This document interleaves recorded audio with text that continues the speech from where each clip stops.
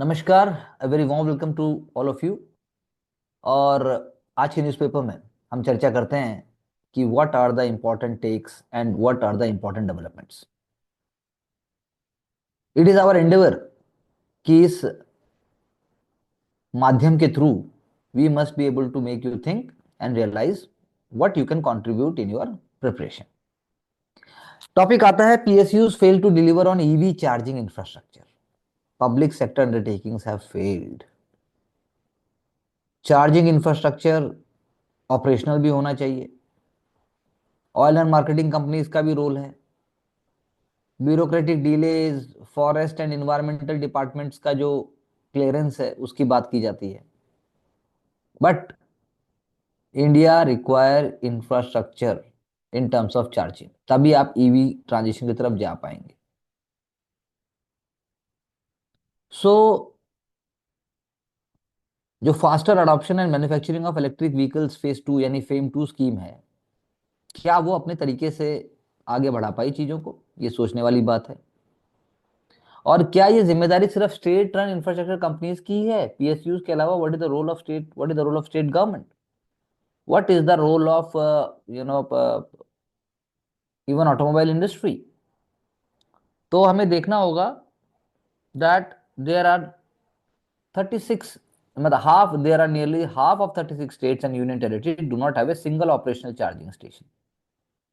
So role is of municipal corporations also. Arunachal Pradesh, Himachal Pradesh, Jharkhand, Kerala, Meghalaya, Odisha, Union Territory such as Chandigarh, Andaman, Nicobar and Ladakh. They do not have even a single charging station. तो examination आपसे negative नहीं पूछेगा। Question उठता है कि आप ऐसा क्या बता सकते हैं जिससे जो आपके ओरिजिनल इक्विपमेंट मैन्युफैक्चरर्स हैं, ओईएम्स हैं, वो मोटिवेट हो सके और चार्जिंग स्टेशन हो सके। So charging station is not a problem in itself. We require a mindset change, we require a kind of a concrete effort, we require a collaboration. तब ऐसा हो पाएगा। मध्य प्रदेश पावर हाउस बनता है यदि रिन्यूएबल एनर्जी में, तो ना सिर्फ मध्य प्रदेश का बल्कि पूरे भारत का उसमें बेनिफिट है। सो इसमें की हाइलाइट्स क्या है? It is ranked fourth in India and it is contributing to more than 8% of the nations solar energy output. UMP, UMSSSP कहना चाहिए मुझे, ultra mega solar project in Rewa is one of the world's largest single site solar plant, 750 megawatt. Floating solar power project in Omkareshwar, India largest floating solar project. Prelims में already question पूछे जा चुके हैं. Sanchi is the countries first solar city. India largest pumped storage project in Neemuch. It is integrating 7,000 megawatt renewable energy capacity. India's first power and renewable energy equipment manufacturing zone, ये आपका मुहासा बबाई नर्मदापुरम में है. First state with technology agnostic renewable energy policy, promoting innovation in renewable energy, यानी कि renewable energy production के लिए हम fossil fuel का प्रयोग नहीं कर रहे हैं, फॉसिल इंटरनल कम्बशन इंजन का प्रयोग नहीं कर रहे हैं. The state is rich in solar, wind, biomass and hydro power resources. So these are some of the facts. कुछ इसमें से एग्जामिनेशन में ऑलरेडी पूछे जा चुके हैं. You must know them, you must try to use them in your answer writing also. And opportunities are in renewable energy, cities, solar energy, wind energy, green energy, storage and battery solutions. So question arises that if the state is providing a platform in terms of land subsidy, in terms of power subsidy, in terms of additional benefit it is providing, how a model can be created out of it? First power and renewable energy equipment manufacturing zone बना दिया, तो क्या हम China की तरह अपने आप को आगे बढ़ा पाएंगे? मैं ये नहीं कहता चाइनीज मॉडल चाहिए, पर चाइना की तरह ग्रोथ तो चाहिए. दूसरा, आप मध्य प्रदेश की बात यहां कर रहे हैं, क्या तमिलनाडु भी अपने आप में कोई ऐसा मॉडल है? और है तो किस चीज में है, पता लगाइए. क्या महाराष्ट्र भी अपने आप में मॉडल है तो पता लगाइए. आंध्र प्रदेश के पास तो कैपिटल भी नहीं है और कैपिटल बन रही है, तो क्या वो मध्य प्रदेश से सीख रहा है या मध्य प्रदेश भी उससे कुछ सीख सकता है? That is how the kind of calculation and collaboration you have to think. Honourable minister Jitendra Singh, उन्होंने कहा कि next industrial revolution bio economy से ड्राइव होगी. शिफ्ट हो जाएगा मैन्युफैक्चरिंग से रिसाइकलिंग. आपके पास लेबोरेटरी से बना हुआ दूध आएगा, लेबोरेटरी से बनी हुई मड आएगी. सो ये अपने आप में एक बहुत ही इंपॉर्टेंट डेवलपमेंट है. ये एक कॉन्सेप्चुअल अंडरस्टैंडिंग है. जैसा उन्होंने स्पेस डीएक्स स्पाई डीएक्स के बारे में बोला कि वो भी एडवांसमेंट दिखाता है, गगनयान, चंद्रयान 4, भारतीय अंतरिक्ष स्टेशन। और साथ साथ में हमने देखा कि कैसे ह्यूज अमाउंट ऑफ रेवेन्यू भी जनरेट हुआ है। इसी तरह से इसरो को जब हम सिविलियन यूज के लिए जोड़ते हैं, because we have navigation satellite, we have communication satellite, we have understood that in the longer run हमारा गोल कोई शॉर्ट टर्म नहीं है। इन द लॉन्गर रन हमारा गोल सस्टेनेबल तरीके से इंडिया की ग्रोथ और वर्ल्ड की ग्रोथ को प्रमोट करना है। आपको नाम भी याद रहने चाहिए कि गगनयान में जाने वाले हमारे अंतरिक्ष के अ, जो ऑफिसर्स हैं उनके नाम क्या है। शुभांशु शुक्ला, प्रशांत नायर और दो नाम और भी हैं। And how they are getting trend, इस पर भी बहुत सारी चर्चा पिछले एक साल में हुई है। नासा है, यूरोपियन स्पेस एजेंसी है, जापान एरोस्पेस एक्सप्लोरेशन एजेंसी है, जाक्सा, उन्होंने भी इसमें रोल प्ले किया है। सो एक्सियम 4 मिशन इसी दिशा में है। फिर अनुसंधान नेशनल रिसर्च फाउंडेशन, कैसे आप उसकी वर्किंग को, कैसे आप उसके ऑपरेशंस को और ज़्यादा यू नो पॉजिटिव और ज़्यादा उसको कॉस्ट इफेक्टिव बना सकते हैं। In biotech, similarly bio E3, biotechnology for economy, environment and employment, as I just said, this is very important, but we have to have our basic concepts very clear. Questions उसमें से ही घूम के आएंगे, questions application based ही आएंगे, चाहे वो prelims हो चाहे वो मेंस हो। रिफॉर्म जब यूपीएससी की बात करती हैं तो मिनिस्टर साहब का कहना है कि ease of governance, transparency, accountability, optimum working environment for the employ, ये सारी चीजें बहुत इंपॉर्टेंट है। देयर आर मतलब huge changes, government is capable of bringing the meaningful changes. उन्होंने इसीलिए अटेस्टिंग जो डॉक्यूमेंट्स था गैजेटेड ऑफिसर से, वो बंद करा दिया क्योंकि उससे करप्शन और नेपोटिज्म होता था। डीओपीटी के सामने केस आया, इसीलिए public examinations prevention of unfair means act 2024 आया, जो पेपर लीक्स और इन सब से डील करता है। अगर हम बात करें गवर्नमेंट वैकेंसीज की, तो उन्होंने ये कहा है कि बिगेस्ट रिक्रूटमेंट ड्राइव तो सेंट्रल स्टाफ सर्विसेज का है। और सेंट्रल स्टाफ सर्विसेज के अंदर जब section officers, assistant section officers और साथ साथ में गवर्नमेंट जॉब्स के अलावा जब हम जॉब क्रिएशन एबिलिटी क्रिएट करते हैं, तो that is what we have to promise ourselves and understand. उसके साथ यदि हम विकसित भारत की तरफ रोल की बात करें, तो उन्होंने इन सारी एलिमेंट्स को जोड़कर आपस में रखा है। जैतापुर रत्नागिरी जो न्यूक्लियर पावर प्लांट की बात है, अ, उसके लिए उन्होंने उन कंसर्न्स को निगेट किया। उन्होंने कहा कि कैसे कुदानकुलम न्यूक्लियर पावर प्लांट और बाकी जो हमारे आज तक के सिविल न्यूक्लियर रिएक्टर्स हैं, they have been fully secured, fully safe, and also they are having capability to provide energy resources. West की प्राइवेट कंपनीज की जब हम बात करते हैं, तो उसमें उन्होंने कहा कि इंडिया के एआई मिशन के लिए हमें अपना रास्ता अख्तियार करना होगा। इंडिया के एआई मिशन के लिए हमारा नेशनल मिशन भी है, हमने उसके लिए एक फंड भी डेडिकेट किया है। लेकिन बात सिर्फ उसकी नहीं है, बात है नॉलेज इकोनॉमी से उभरते हुए जो आयाम हैं, जो ग्रेजुएट्स हैं, उनको, उनके स्किल को, और साथ साथ में इंडिया के फ्यूचर को, और बाकी सारे इकोसिस्टम को भी हमें प्रमोट करना होगा। लेटरल एंट्री के लिए उन्होंने कहा कि lateral entry is this is a political answer also, कि लेटरल एंट्री को उन्होंने जरूरत के लिए रखा है, जरूरत पड़ने पर करते हैं। तो अब वो एग्जाम्पल भी दे रहे हैं कि we made lateral entry through UPSC today, if I need an RBI governor I look for one who is most suitable, now if you say he or she should belong to so and so caste, that will defeat the purpose, we will revisit the issue at an appropriate time. तो यानी political correctness भी चाहिए और साथ साथ में practicality भी चाहिए, इन दोनों चीजों को उन्होंने हैंडल किया। Now the question of illegal immigration as far is concerned, then this is an emotional and also a kind of a optic symbolism है ये, that the US deportees were having handcuffs and chains। ऐसा आप मान सकते हैं कि this had been done in order to make sure that security is there, to make sure they do not self harm, to make sure that the things are in orderly fashion. This is not the point. The point is that when our graduates, our youth from villages, शहरों से, गांव से, और जब वो दूसरे देश में जाकर अपने आप को बाजार के रूप में प्रस्तुत कर देते हैं, वो कैसे खत्म होगा? अब्रॉड जाने की जो भूख है, अब्रॉड जाकर जो सोचा जाता है कि भाई वहीं पर सपने पूरे होंगे और वहीं पर जिंदगी के सारे सुख होंगे, ये जो एक नैरेटिव है, ये जो एक एक तरीके का जो एक तरीके का इकोसिस्टम जो बना हुआ है, इसको कैसे चैलेंज किया जाएगा, इसको कैसे तोड़ा जाएगा, वो आपको सोचना होगा। You please try to make a short note of the fact that what are the basic reasons behind this exercise, ऐसा क्यों होता है और उसके लिए हम कर क्या सकते हैं। Then we will discuss it in our informal discussions. You can you can those who are part of the courses, they can WhatsApp me, and then rest of the people can definitely write in the comment box. Donkey route attracts parents more than children. अब इसमें भी एक उन्होंने बात कही, लेकिन बात है कि चाहे वो पेरेंट है चाहे वो बच्चे हैं, हम इस तरह के आसान किंतु खतरनाक रास्तों को अपनाने को क्यों मजबूर हो जाते हैं? Because everybody wants to raise their self aspiration, everybody wants to have more good quality of life, और उस गुड क्वालिटी ऑफ लाइफ के लिए हम कंट्रीब्यूट करने की जगह हम डंकी रूट से 50 लाख 1 करोड़ रुपए देने को भी तैयार है। क्योंकि ना तो आप आईएलटीएस एग्जाम क्लियर कर पाते हो, ना आप कुछ और फॉर्मल तरीके से सेटअप कर पाते, तो इसीलिए डंकी रूट है, ना कोई एग्जाम चाहिए ना कुछ चाहिए।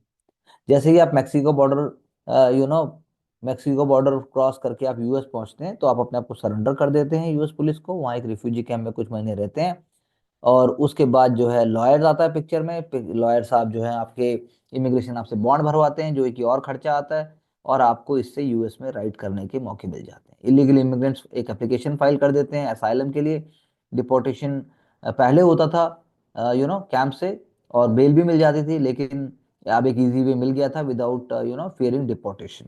लेकिन अब with the coming of Donald Trump things have change drastically. So Doaba Majha Punjab के जो डिस्ट्रिक्ट्स हैं, इससे बहुत सारे लोग ऐसे गए हैं। Deported data shows that 21 of the 67 deportees from Punjab who arrived on Saturday were from the Malwa region। जबकि आप पढ़ाई में अच्छे नहीं हैं, लेकिन आप जो है करोड़ों रुपए खर्च कर सकते हैं। तो ये एक बड़ा विडंबना का विषय है कि आप जीवन के साथ अपने करना क्या चाहते हैं। इलीगल इमिग्रेशन जो है वो बहुत ही एक ग्रेव इशू है, एक सोशल मेलाइज बन चुका है, एक वो सामाजिक बीमारी के तौर के ऊपर उभर के आ चुका है ये, और इसमें पुलिस भी खाती है, इसके अंदर करप्शन है। तो कहने का मतलब है कि अनएम्प्लॉयमेंट एक बहुत मेजर इशू है, और पंजाब पंजाब में नहीं है, पूरे भारत की बात है। यूएस उनको वापस भेज रहे हैं, और आप कह सकते हैं कि इलीगल बहुत सारे इलीगल इमिग्रेंट्स को जो वहां पर बहुत समय से हैं, उनको ग्रीन कार्ड्स भी मिल गए हैं। इसीलिए बाकी विलेजर्स ने भी यही रूट फॉलो करना शुरू कर दिया। लेकिन इससे क्या ये प्रॉब्लम सॉल्व हो जाएगी? क्या ये चेन रिएक्शन रुक जाएगा? तो क्वेश्चन ये कि आप वो पैसा अपने देश में लगाकर क्यों नहीं कुछ काम करना चाहते? ये एक सोचने का विषय है, आप इस पर सोचिए, और then we can discuss further. India has to become global data centre, so India become GCC hub. तो उसके लिए बहुत इंपॉर्टेंट है कि डेटा सेंटर कैपेसिटी इंडिया में और बढ़े। डेटा कैपेसिटी सेंटर जो है वो जॉब्स भी प्रोवाइड करेगी, साथ में ऑनर भी होगा, और साथ में आपको एक तरीके का कॉन्फिडेंस भी आएगा। फॉर्मल एंट्री जब इंडिया की आर्टिफिशियल इंटेलिजेंस इंफ्रास्ट्रक्चर मार्केट में आगे बढ़नी तय है, तो उसके लिए ग्लोबल ग्लोबल डेटा सेंटर्स जो हैं वो अपने आप में बहुत की रोल प्ले करते हैं। Reliance is going to play very important role, Adani, Amazon web series, और बाकी नाम भी आप आराम से देख सकते हैं। So this is something linked with India's internet penetration, which is rising steadily, and India has a huge data consumption, और डिजिटल कंजम्पशन के साथ साथ वो हमें हेल्प करता है। मुंबई और चेन्नई जो है 70% इंडिया के डेटा सेंटर्स को स्टॉक करता है। That is why they are very important hubs, federal structure के हिसाब से भी, अदरवाइज ऑल्सो। एंड इसमें बहुत ज़्यादा डेडिकेशन की ज़रूरत है। केबल्स वर्सेस कंजम्पशन जैसे यहाँ पे दिया भी है, इंडिया के टीयर 2 और टीयर 3 हैं, वो धीरे धीरे ट्रैक्शन ले रहे हैं। लोअर रियल एस्टेट कॉस्ट है, इंप्रूव इंफ्रास्ट्रक्चर है, इंक्रीज डिजिटल पेनिट्रेशन है। Rural India has led urban India in the active internet users since 2021। ये एक बहुत ही इंपॉर्टेंट बात है। Power place as I told you before also कि इसके लिए बहुत एनर्जी की रिक्वायर्ड है, तो एनर्जी कंजम्पशन डेटा सेंटर्स के लिए बहुत इंपॉर्टेंट है। इंटरनेशनल एनर्जी एजेंसी ने रिपोर्ट में कहा है दैट ग्लोबल पावर यूसेज का 1 से 3% तक इसमें 1 to 1.3% इसमें यूज हो रहा है। तो इंडिया ऑलरेडी ये नेट एनर्जी इंपोर्टर है, वो इसको कैसे मैनेज करेंगे, ये एक सोचने वाली बात है। स्मार्टफोन एक्सपोर्ट्स 1.5 लाख करोड़ पहुंच जाते हैं, लेकिन मेरा क्वेश्चन आपसे उठता है कि क्या ये वर्ल्ड का ग्लोबल मॉडल बन चुका है? और हमें क्या करना होगा कि ये ग्लोबल मॉडल बने, और हमें क्या करना होगा कि पूरा साउथ और डेवलपिंग वर्ल्ड हमारे स्मार्टफोन्स को ना सिर्फ यूज करे बल्कि उनके लिए हुक्ड हो जाए, और ये हमारे लिए एक रेवेन्यू का बहुत इंपॉर्टेंट साधन बने। आप इस पर सोचकर लिखिए। Second point comes up is that ARC's retail bad loans grow faster than the corporate NPAs। अब एसेट रिकंस्ट्रक्शन कंपनीज, ये कॉन्सेप्ट हमने इकोनॉमिक सीरीज में कवर किया है। एसेट रिकंस्ट्रक्शन कंपनीज का जो रिटेल रिटेल बैड लोन्स हैं वो बहुत ही फास्टर पेस के ऊपर ग्रो हुए हैं कॉर्पोरेट नॉन परफॉर्मिंग लोन्स की जगह। तो ARC सीज फास्टर ग्रोथ, ये अपने आप में एक कंपैरिजन है। यानी कि हमें इस बात को समझना होगा कि कॉर्पोरेट एनपीएज भी हमें कम करने हैं, लेकिन ARC एनपीएज हमारे लिए बहुत ज़्यादा कम करने हैं। हमारे लिए अभी एक बहुत नीड ऑफ द आर है, because it is showing a kind of a bad health which is happening. और इसका मतलब ये भी है कि जो जो the pace of growth of retail NPAs to ARCs is higher than of a corporate is a possible indicator of more stress in the retail segment। As I just said कि जो रिटेल सेगमेंट है उसके अंदर ज़्यादा stress है, उसके अंदर ज़्यादा फ्लक्चुएशन है, और इससे पूरे के पूरे इकोसिस्टम के ऊपर फर्क पड़ेगा। The solution lies in the fact that there must be more retail focused team, there must be use of more predictable analytical models, advanced technology का यूज कीजिए ताकि रियल टाइम मॉनिटरिंग हो चुके। इससे बैंक्स को भी स्ट्रेस कम होगा, और जो अनसिक्योर्ड लोन की बूम है वो भी थोड़ा कम होगी। प्राइवेट लेंडर्स जो हैं वो भी लॉस में नहीं जाएंगे, एंड प्राइवेट बैंक्स जो हैं वो कॉन्ट्रैक्शन भी विटनेस नहीं करेंगे। फिस्कल प्रूडेंस का अर्थ यही हुआ, आपके पास 1 रुपया है, आप उस 1 रुपये से क्या क्या कर सकते हैं और आप 1 रुपये को बचाएंगे भी कैसे। तो फिस्कल प्रूडेंस सेंटर ने स्मार्ट डेट मैनेजमेंट जो अपनाया, उससे सरकार को 75,000 करोड़ का बेनिफिट हुआ। That means if the centre is mindful of its actions, तो जो इंटरेस्ट सेविंग है या फिर जो कोर्स करेक्शन किसी पॉलिसी के थ्रू हो सकता है, उससे बहुत बेनिफिट हो सकते हैं। Government has been very mindful कि अपने जो ट्रेजरी है उसको वो माइंडफुली यूज करे। Can you think of 5 such possible actions and policies by the government which you think in the last 5 years, जिससे सरकार को अपना खजाना बेकार में वेस्ट करने से थोड़ा सा मतलब क्या छुटकारा मिला है, या वो अपने आप को बचा सके। कल भी हमने बात की थी टेक्सटाइल सेक्टर की, और textile sector contribute 11% to the manufacturing sector. This is very very important. आप कह सकते हैं कि मैन्युफैक्चरिंग जो है वो बोन है, इट इज द बैकबोन, उसको हम और बढ़ाना भी चाहते हैं। और टेक्सटाइल्स में अगर बात करें तो एनर्जी, टेक्सटाइल में बात करें तो लेबर कॉस्ट, टेक्सटाइल में बात करें टेक्नोलॉजी, टेक्सटाइल में बात करें जो प्राइम मिनिस्टर का 5F विजन है, farm to fibre, fibre to factory, factory to fashion, fashion to form. ये एक्चुअली में आप इसको प्लीज इसको डी कोड कीजिए और इसको लिखकर मुझे बताइए कि कैसे आप इसको सक्सेसफुल मॉडल के तौर पे कवर कर पाएंगे। प्रोग्रेस अगर बात की जाए टेक्सटाइल सेक्टर में, प्रधानमंत्री जी ने उस चीज को एक्नॉलेज किया, और उन्होंने कहा भी कि जो फिगर है वो बढ़ने चाहिए। टेक्सटाइल एक्सपोर्ट जो है वो 3 लाख करोड़ है, वो 9 लाख करोड़ कैसे पहुंचेंगे? मैं आपसे फिर वही कह रहा हूँ, मेंस एग्जामिनेशन में यही पूछा जाएगा। जब बात आती है कि कैसे रूल ऑफ ओरिजिन या फिर फॉरेन ट्रेड एग्रीमेंट्स, या फिर आप कहिए कि ड्यूटी, जीरो ड्यूटी एक्सेस का मिसयूज किया जाए, तो उसका एक एग्जांपल है इंडिया का नेपाल से सोयाबीन ऑयल में 14 टाइम्स फोल्ड होना।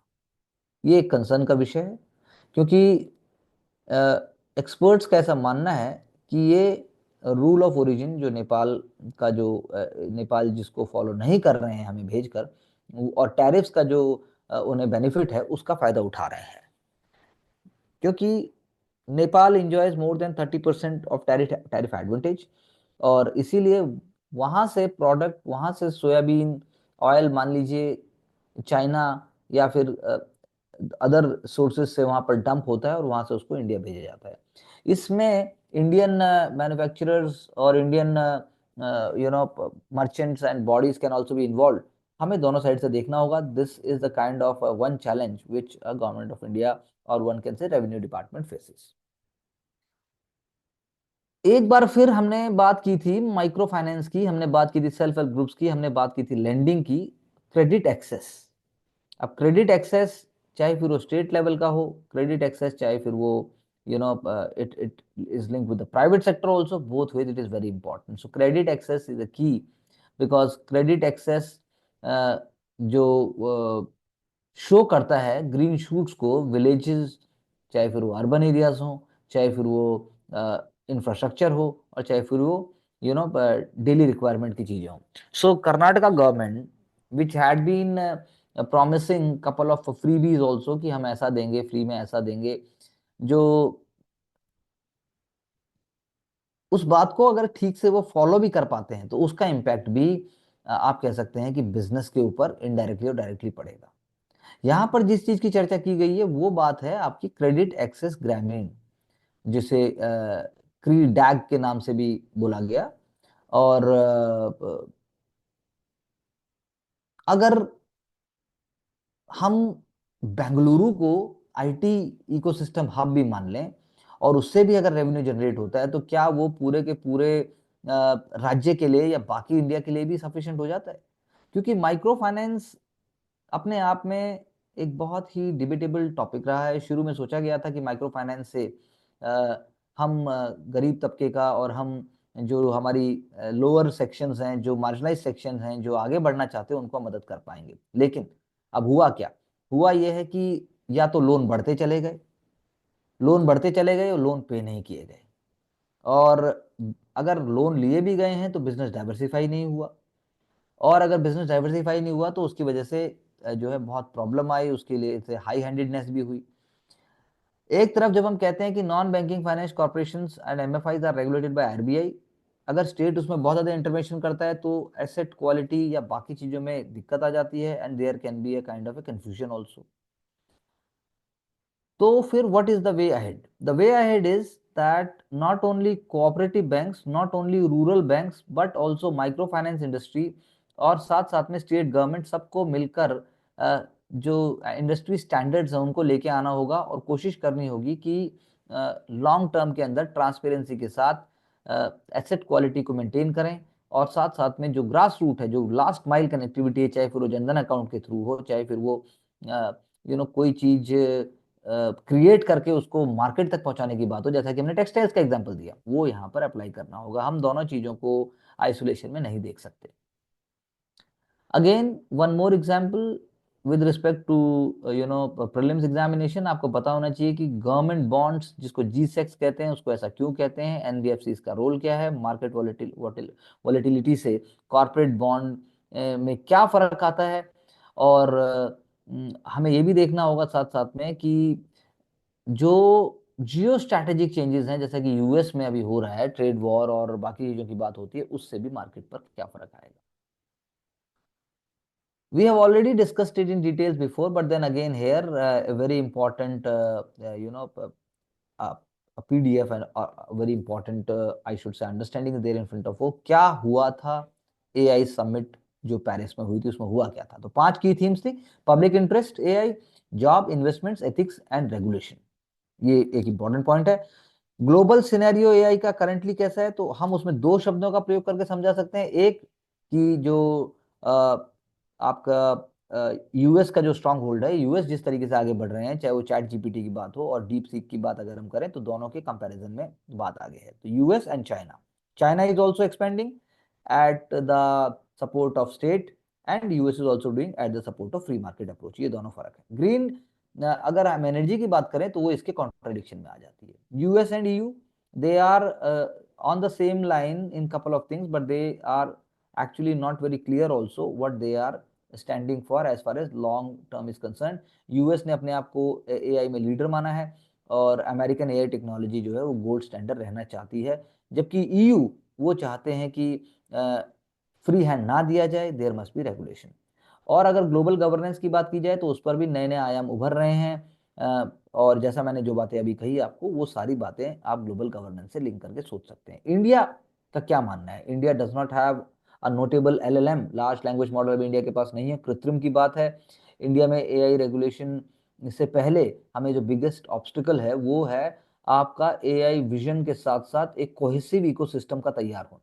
क्योंकि हमारे यहाँ सेपरेट फैक्शंस हैं, गवर्नमेंट, इंडस्ट्री, सिविल सोसाइटी, वो सब अपने अपने तरीके से सोचते हैं कि कैसे आगे बढ़ा जाए। AI ऑपरेशंस जो है वो एक मिडल पाथ लेके चलें, और EU और US की अप्रोचेस से जो बेस्ट हो सकता है वो हमें लेना चाहिए। ये बहुत अच्छा क्वेश्चन है कि Sahyadri farms present A blueprint for the fruit and vegetable sector. तो अमूल की तरह क्या सह्याद्री एक सक्सेसफुल स्टोरी बन सकती है? बिल्कुल बन सकती है, लेकिन वो स्टोरी बनने के लिए आपको टिपिकली अमूल को आपको कॉपी नहीं करना होगा।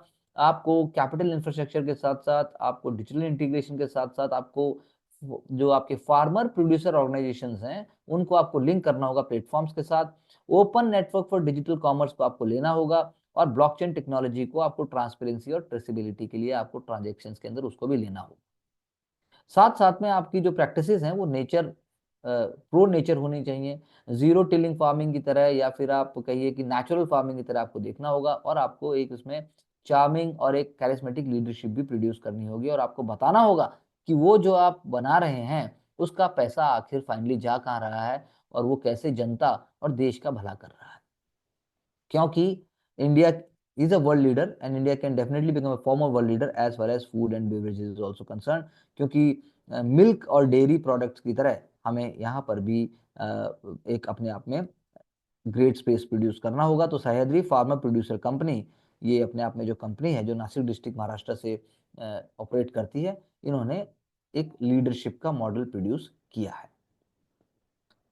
Global corporations with manufacturing bases need to proactively develop strategies that can help them benefit from the emissions target India has set for itself। इसमें मैं एक ही एग्जांपल दूंगा कि जैसे जापान चाइना +1 स्ट्रेटेजी लेके चल रहे हैं, तो उसके अंदर पॉलिसी पुश भी होना चाहिए, उसके अंदर ईज ऑफ डूइंग बिजनेस भी होना चाहिए, उसके अंदर अपस्किलिंग टैलेंट भी होना चाहिए, जैसा कि यहाँ पर चर्चा है, इंफ्रास्ट्रक्चर डेवलपमेंट भी होना चाहिए, और टेक्नोलॉजी एडवांसमेंट भी होना चाहिए। आपका टास्क ये है कि आप इन सबको देखते हुए क्या आप एक एलिमेंट, क्या आप एक एक कंक्रीट एग्जाम्पल क्रिएट कर सकते हैं? वो एग्जाम्पल आप इंडिया के फ्रेमवर्क के साथ क्रिएट कीजिए और आपका काम हो जाएगा। क्योंकि LG इलेक्ट्रॉनिक्स का जो पर्सपेक्टिव है वो डेफिनेटली यहाँ पर प्रो इंडिया है, लेकिन हमें फिर भी इसको एग्जामिनेशन पर्सपेक्टिव से देखना होगा कि कैसे इंडिया जो है वो जब 5th लार्जेस्ट से लेकर 3rd लार्जेस्ट इकोनॉमी बनने जा रही है 2027 से, जापान और जर्मनी को सरपास करके, तो उसके क्या शूट्स, उसके जो रूट्स हैं, क्या वो पुराने कंट्रीज के जैसे होंगे कि डिफरेंट होंगे?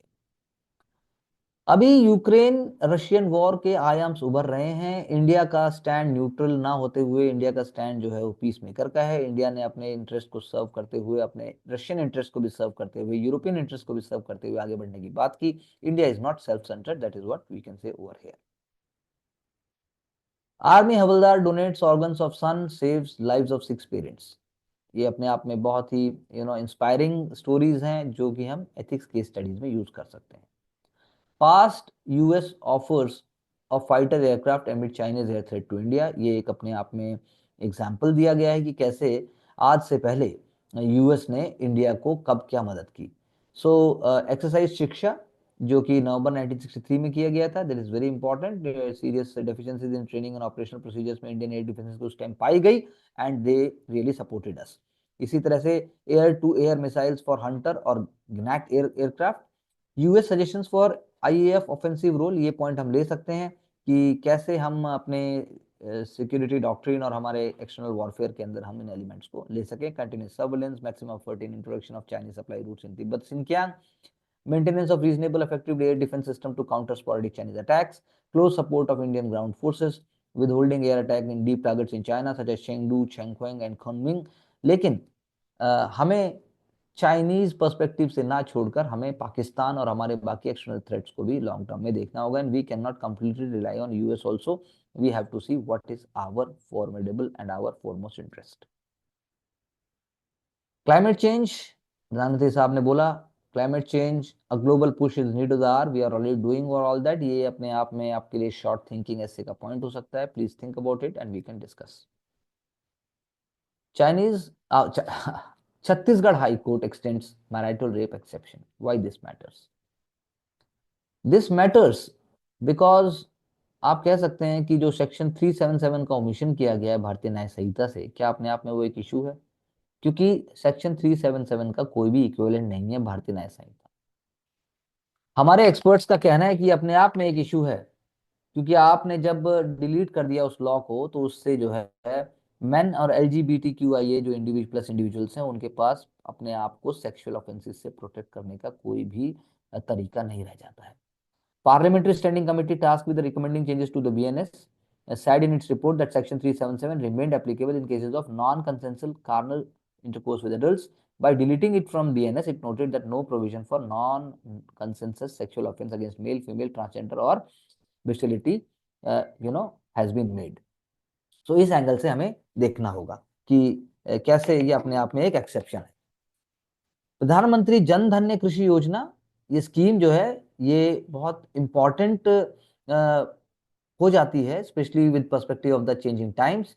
और अगर उसको एस्पिरेशनल डिस्ट्रिक्ट प्रोग्राम के मॉडल के ऊपर लिंक किया जाए तो आप कह सकते हैं कि there will be lot of changes. 112 of the most under developed district जो इंडिया के हैं, जिनके ऊपर कन्वर्जेंस, कोलैबोरेशन और साथ साथ में डिस्ट्रिक्ट कलेक्टर्स और कंपटीशन की बात है। This is a very good example of federal and also what I can say a kind of a public administration exercise।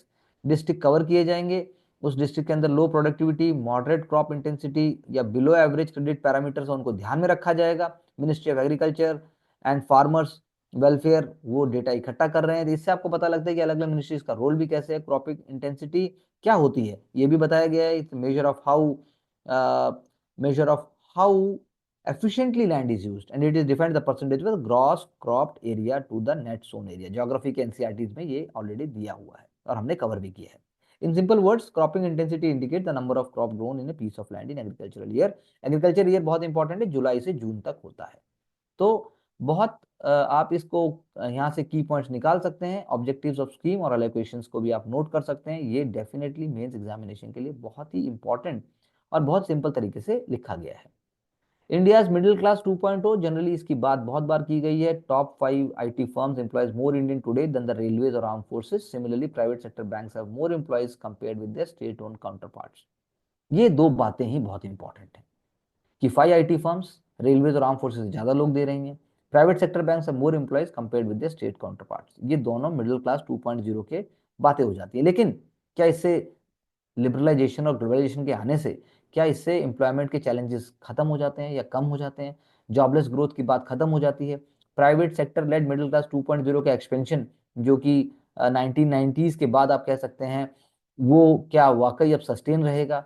क्या इंडिया का जो स्ट्रक्चरल ट्रांसफॉर्मेशन है वो हो पाएगा? Large scale transfer of surplus of labour from agriculture sector to services वो हो पाएगा? हम मैन्युफैक्चरिंग में जो टारगेट्स रख रहे हैं क्या वो वाकई हो पाएंगे? ये कुछ क्वेश्चंस हैं सर्विस सेक्टर के साथ साथ जो हमें सोचने होंगे, तभी इंडिया विकसित भारत की तरफ हो पाएगा। Ajinkya Rahane is an amazing and inspiring role model. जब वो ये कहते हैं कि मुझे पीआर टीम नहीं चाहिए, मेरा क्रिकेट ही मेरा पीआर है, मेरा काम ही मेरा पीआर है, मैंने कभी उसको प्रमोट करने की नहीं सोची, मैंने कभी ये नहीं सोचा कि इसको मुझे करके ऐसा कुछ मिलेगा। मैंने हमेशा सोचा है हम्बल रहूं, अपना काम करूं और मैं करता चलूं तो मुझे सक्सेस जरूर मिलेगी। मैं निराश होता हूं किंतु मैंने हार नहीं मानी है।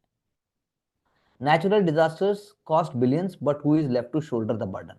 अब ये तपन सिंगल जी ने ये बात कही, जो कि चीफ एग्जीक्यूटिव ऑफिसर हैं बजाज अलायंस जनरल इंश्योरेंस। तो वो इंश्योरेंस के पर्सपेक्टिव से उसको लिख रहे हैं कि हायर कवरेज अगर होती है तो उससे फायदा ही होगा।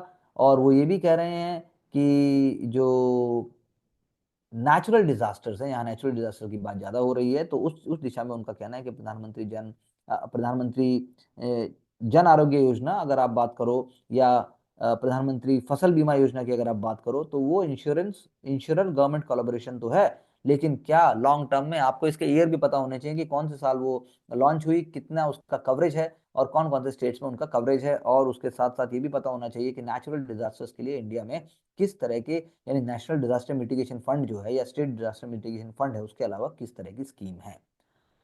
India's monkey fever jab soon.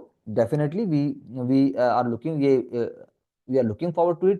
ये प्रीलिम्स एग्जामिनेशन के अंदर और वैसे भी काइसनूर फॉरेस्ट डिजीज की चर्चा हो चुकी है। ये एक इनक्यूरेबल हेमोरेजिक फीवर है जो it is transmitted by ticks from infected monkeys.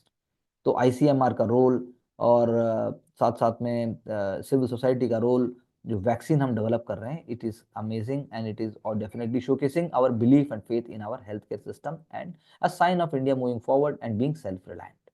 तो इन्हीं पर्सपेक्टिव के साथ जब आप इस लेसन को 2 बार शेयर करते हैं, तो I am sure you are going to help your self to learn better. For more clarity and for consistent hard work and for making sure that क्या ऑथेंटिक तरीके से आपको सक्सेस मिले, join our courses and our mentorship programmes in order to get success. Thank you very much.